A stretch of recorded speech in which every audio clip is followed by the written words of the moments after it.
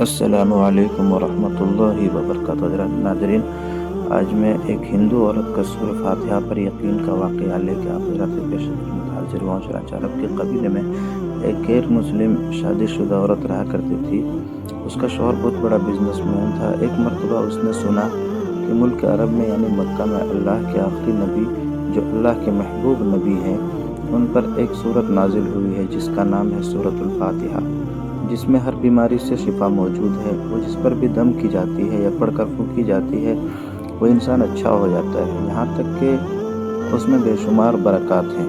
اس میں اب عقیدے کی بات ہے، مسلم ہو یا غیر مسلم، اللہ پاک جس کے دل میں ایمان کی روشنی ڈالنا چاہے، اللہ کی قدرت کا تو آپ سب کو اندازہ ہوگا۔ چنانچہ اب کسی شخص سے اس عورت نے سورہ فاتحہ سیکھ لی۔ پھر جب اس نے سورہ فاتحہ کا ترجمہ پڑھا تو اس کی آنکھوں میں آنسو آ گئے۔ وہ جب بھی یہ سورت پڑھتی تھی اللہ تعالیٰ اس کے بگڑے کاموں کو سنوار دیتا تھا۔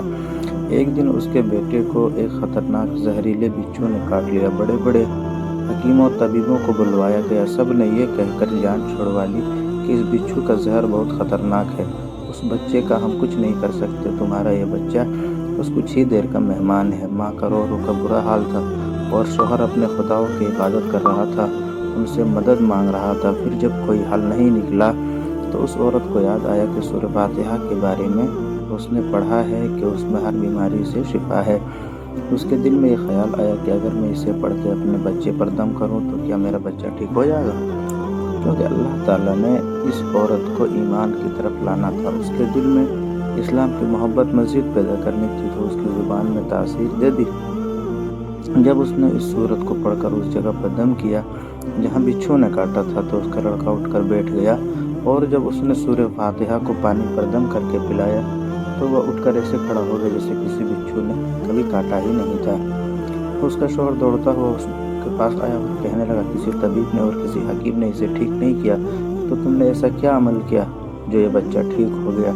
اس نے کہا، کچھ بھی تو نہیں، بس ایک سورت ہے جو ہر بیماری کو ٹھیک کر دیتی ہے، بس وہ مجھے یاد تھی، میں نے پڑھ کر اپنے بچے پر دم کیا اور اس کا پانی پلایا تو دیکھو کیسے ٹھیک ہو گیا ہمارا بچہ۔ اس کا شوہر بجائے خوش ہونے کے اس سے ناراض ہو گیا کہ یہ سب تم کیا جادو ٹونے کر رہی ہو۔ اس کی بیوی کہنے لگی، زندہ صحیح سلامت ہے ہمارا بچہ، ورنہ ہم سے بچھڑنے والا تھا۔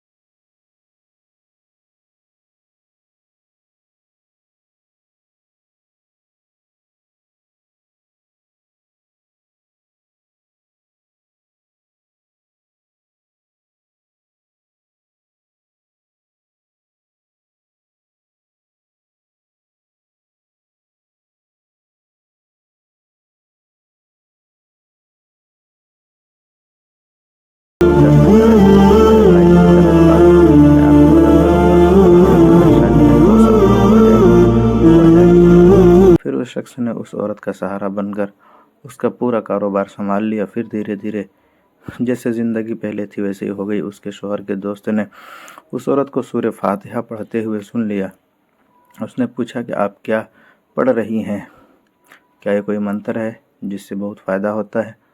مجھے بھی سکھائیے۔ اس پر وہ عورت کہنے لگی، یہ کوئی منتر نہیں ہے، بلکہ مسلمانوں کی مقدس کتاب قرآن مجید اور ان کے پیغمبر پر نازل ہوئی ہے۔